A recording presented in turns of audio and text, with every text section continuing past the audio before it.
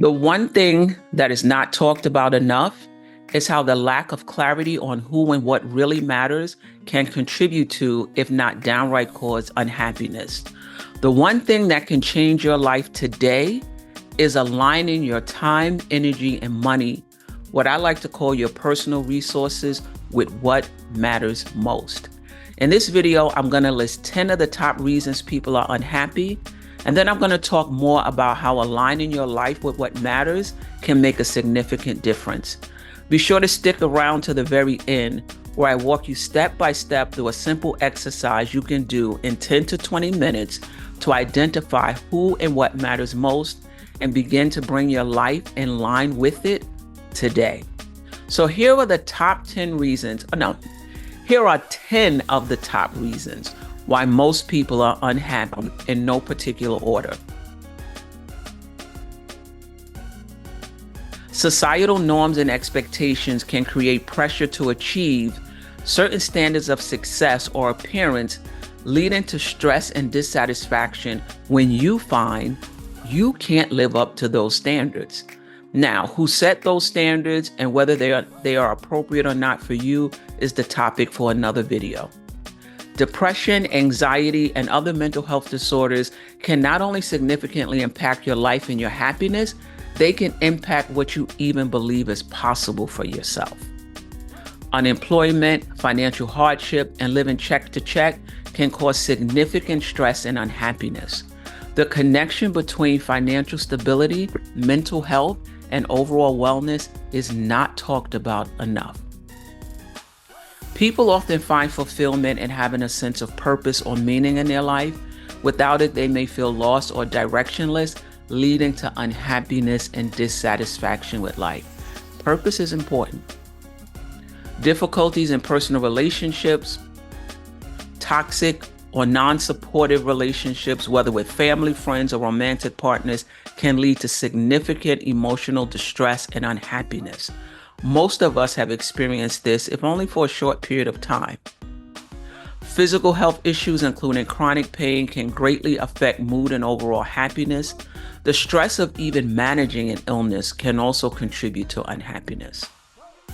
Negative self-talk, cognitive distortions, such as all or nothing thinking, generalizing, catastrophizing, and not understanding how thoughts impact mood and vice versa, and allowing our mind and our thoughts to run away with itself, can all lead to or worsen feelings of unhappiness. Social isolation and loneliness are major contributors to unhappiness. We are social beings, and a lack of meaningful social interactions can lead to feelings of loneliness and depression. To have meaningful relationships, though, we have to be the friends we are seeking. Everybody wants a good friend, but the friend that we are seeking is looking for a good friend too. What are you bringing to the friendship? And then also figure out the balance between being with others and being with yourself. We're all different. There are some who would prefer to spend 70 to 80% of their time with others and only 10 to 20% with themselves. And they're not necessarily, running from themselves or don't like themselves or can't tolerate being with themselves. They're just more social and they like to be around others. And then there are others, who would prefer to spend 50% of their time with themselves, maybe even 60% of their time with themselves, and 40 to 50% of time with others. There's nothing wrong with that person either. Each person has to find a balance between how much time you want to spend in relationship and with others, how much time you want to spend with yourself. You have to figure that out. It's not always an issue if a person is so social or an issue if a person tends to want to spend more time with themselves. Okay. Overworking and not having enough time for leisure, relaxation, and personal interests can lead to burnout and dissatisfaction. Striking a balance is the key. Living in a society or environment that is unstable, unsafe, or discriminatory can contribute to chronic stress and unhappiness. That includes your work and home environment as well. Let me know in the comments some other reasons you or others you know are unhappy that I may have missed. Now, what is not talked about enough as a reason for unhappiness is how not living in alignment with what matters most contributes to, if not downright causes, unhappiness or dissatisfaction with life. For me, living in alignment means first knowing who and what really matters to you, and then ensuring that your personal resources, that is your time, your energy, your money, are only spent on those things. It's a very concrete concept to me, nothing abstract or complicated. If lobster is one of your favorite foods, how often do you have it? If you love international travel, how often do you travel internationally? How often do you get together with the people who matter most? How often do you call them or even text them? Is your favorite color present in your wardrobe, your home? Someone once told me, and this is a true story, that their favorite color was orange. I mean, I knew the person well, and I couldn't tell. There was nothing orange in her life. Anytime I saw her, anytime I went to her home, nothing orange. When I asked her about it, after she said, this was her favorite color, I was like, wow, I never see you with orange. I don't see anything orange. And she said she liked it. She likes the color orange, but she's too dark to wear orange. She was similar complexion to myself. Somewhere along the line, someone told her what colors to wear based on her skin tone, and she believed them. And so now here she was, living her life. I'm not saying that she was, unhappy because orange wasn't in her life, but it just begs the question, what are some of the things, people, places, and things that any of us may like that we're not engaging in, that we're shying away from because we were told we shouldn't have that based on A, B, or C. May my mom rest in peace. She loved country music. And I picked up that there may have been a little shame in that. Like she was almost apologetic about it. And I used to always encourage her, you like country music, you like country music. Now, that may have been just her. She may not have, picked that up from anybody. Maybe she believed because she was a Black woman, African American, that she needed to listen to, R&B or classic soul, or whatever it is. But I wonder how much happier she would have been if she could have just lived her country music life out loud. Maybe go to Tennessee, to the Grand Ole Opry, just kind of live more fully, in her country life or whatever you want to call it.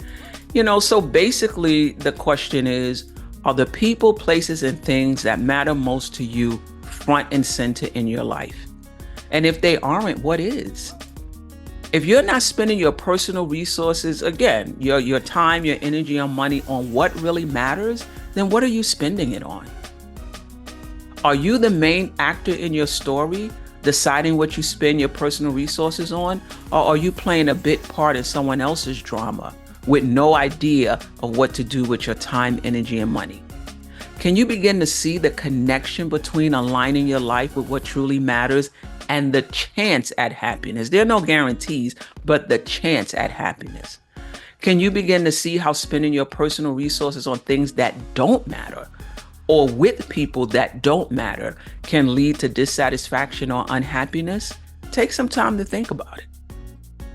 Now, I'm going to deliver on my promise to walk you step by step through an exercise you can do in 15 to 20 minutes to become clear on what matters so you can start spending your personal resources. You can start aligning your life with that today.